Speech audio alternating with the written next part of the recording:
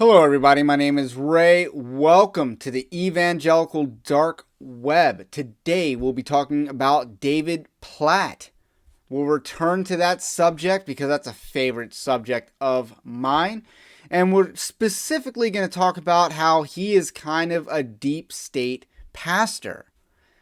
And, this is kind of an interesting idea that I'm positing, and I want to share it with the audience. So be sure to like this video and subscribe to the channel if you have not already done so.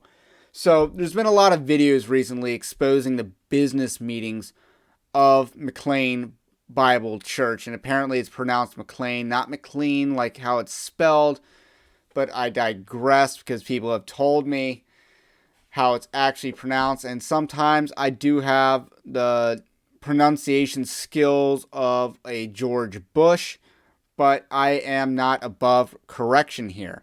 So, with that said, there's been a lot of videos exposing the tyrannical nature of these business meetings in instances where they're not accepting a valid point of order. They're not allowing any form of dissent. They just want to ramrod their elders candidates that they're electing on a slate. And it's pretty unethical, but this isn't the only unethical thing going on at this church. David Platt has apparently decided that MBC not being in the Southern Baptist Convention is a hill to die on. And this is absurd. This is a very absurd hill to die on. It's very obvious that McLean Bible Church is in the Southern Baptist Convention. They donate large sums to the Southern Baptist Convention. They are listed on the Southern Baptist website, which, isn't the biggest piece of evidence. And they have such ties to the Southern Baptist Convention that it's just not debatable at this point. Like even Joe Carter, I believe, is another pastor at this church, and he's one of the big writers and big shots, BuzzFeed Joe Carter, over at the Ethics and Religious Liberty Commission of the Southern Baptist Convention. That's their political arm. So that kind of ties into the fact that this is a strategic church in a strategic location, and this is being used to accomplish a strategic agenda. And the strategic agenda, we're going to dive into some spiritual warfare here, because that is what this is. This is a spiritual warfare, and we need to recognize the strategy that is being employed to our demise. So Kevin Ezell, and I've talked a lot about Kevin Ezell, especially back in late May, early June. There's a lot of videos about Kevin Ezell because he is the big bad in the Southern Baptist Convention. He's the big bad. He's the Palpatine here. He's the Phantom Menace. And part of his long agenda has been to target bringing on certain celebrity pastors into the Southern Baptist fold. This has included James McDonald, who's very much disgraced. This has also, I believe, included Greg Lowry. And this also includes McLean Bible Church. This is another church in that agenda. Now, David Platt, before he was pastor of MBC, he was the head of the International Mission Board, and he helped run that organization downhill. And he then got to sidestep into being a pastor of a very strategic megachurch. So what's strategic about this church? It is in Northern Virginia.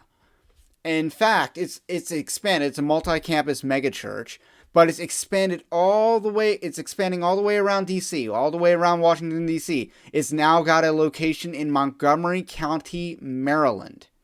And I believe it has one in Loudoun County, the Arlington area, and also the Vienna area where I believe David Platt preaches from. Large, it's on a major highway system, and it predominantly serves an area of the country that's a government contractor playground, a very affluent area of the country.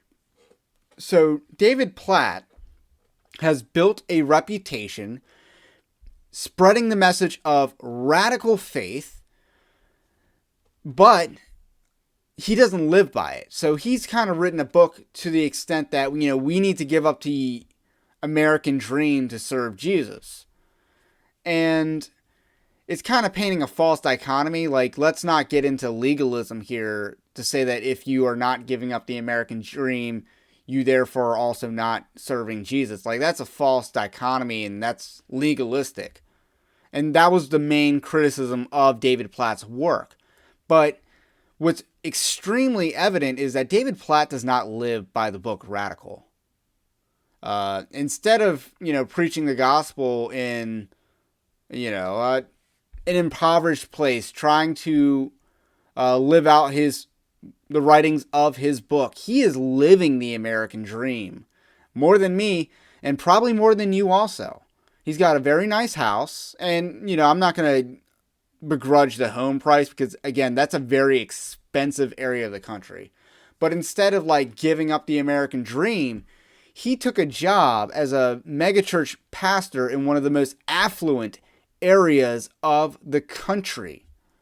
So he can live a life of comfort at a very high standard of living, all while telling you that you shouldn't. And that's hypocrisy. And, David Platt might be the biggest hypocrite in evangelicalism. The biggest hypocrite. Comment below if you disagree and think that there's a larger hypocrite in this space. Because I think David Platt takes the cake. So this is a very strategic area of the country. Not only does it serve government contractors, but it also serves government employees, the federal government employees, the bureaucrats, the officials, the people in government branches of law enforcement. This church is uniquely poised to cater to and serve and minister to an influential sector of the United States. And I believe that is why the Southern Baptist Convention wanted this church. Kevin Ezell has been very bent on bringing in influential churches. Why? Because multiple reasons. The easiest reason, the most common denominator reason, is that you can get more money from these large mega churches to fill your pockets with. It's pretty carnal, it's pretty base mercenary interest, but that's what Kevin Ezell is. That's the type of guy that he is. But McLean Bible Church is strategically poised to have that influence that a lot of people want. Why do you think Amazon wanted to put a second headquarters in this area of the country, Northern Virginia? Why do you think they wanted to put a government not a government headquarters, a headquarters of their corporation in an area with near, if not already, negative unemployment? Why would you do that? This area already has some of the worst traffic in the country. It already has very low unemployment and very high standard of living. Why would you add more to that? Because of influence. Because you're right next to the happenings of Washington, D.C. And that's what David Platt's doing. And instead of being an influence for Christ in a strategic location, David Platt is catering and absolutely absent on the issues that are pressing in this area of the country. One of the locations is in Loudoun County, Virginia, where they have a lot of embarrassing, national embarrassment school board meetings. That's in Loudoun County, Virginia. Not only on the issue of critical race theory, which David Platt supports, but also transgenderism. So David Platt is nowhere on the fight on the issues that matter to his congregation. This is the guy that closed down his church, and while his church was closed down in 2020, he was promoting Black Lives Matter marches. So that's the type of pastor that David Platt is.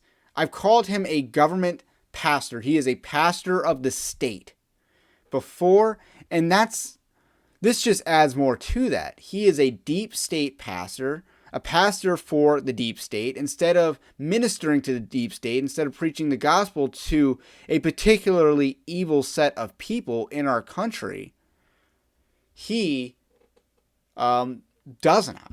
He does not. He feeds it. This is the mentality of when in Rome, do as the Romans do. That is what David Platt has done here. And I think he's always been a hypocrite on the radical stuff. He's always been a hypocrite there. However, he didn't always have the ability to preach to politicians, to preach to government officials, to preach to government contractors, law enforcement agencies. He didn't have... not every pastor has the opportunity to preach to a president and pray for a president on a 5-minute notice. But David Platt does. It's a strategic church. And you can't deny that. So that's what we need to kind of talk about. This is spiritual warfare at work, because what does Satan want to do? He wants to target the top of an organization to flood down the influence. He's been doing this for a very long time. We can certainly go back to the book of Kings, where Jeroboam pretty much instead of following the path of David, he follows the path, he invents the path of Jeroboam, which most, if not every single king of Israel follows in his footsteps. So that is the path that David Platt has gone down. Instead of following the path of King David, he's followed the path of King Jeroboam.